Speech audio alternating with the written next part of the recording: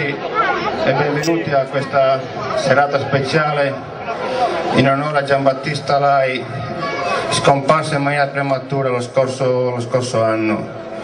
Tutti quanti conoscevamo le qualità come persona di Giambattista, sia come persona ma anche come grande appassionato della musica.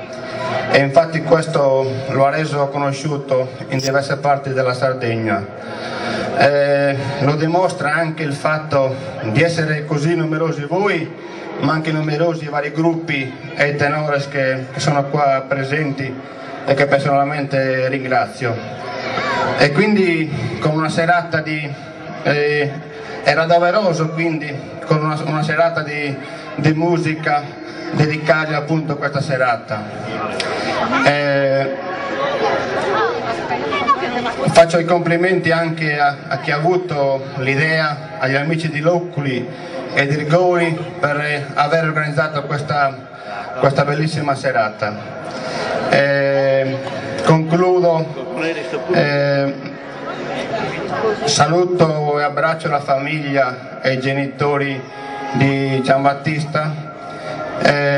Invito sul palco il neoformato gruppo di Loculi con il tenore San Pietro, il gruppo Sadefessa, e le faccio un grosso in bocca al lupo per una lunga e brillante carriera.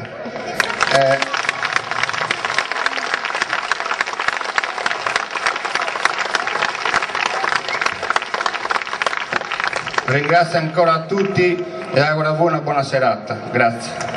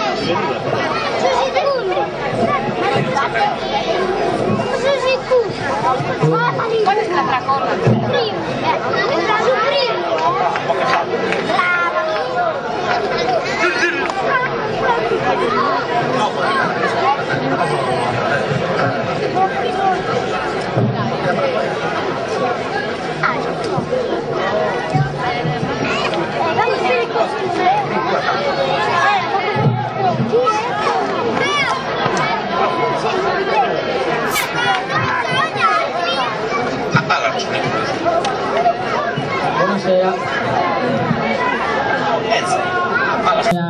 a Giambattista. Noi vogliamo appunto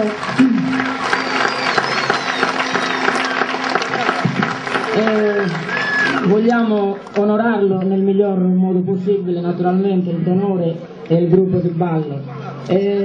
Vogliamo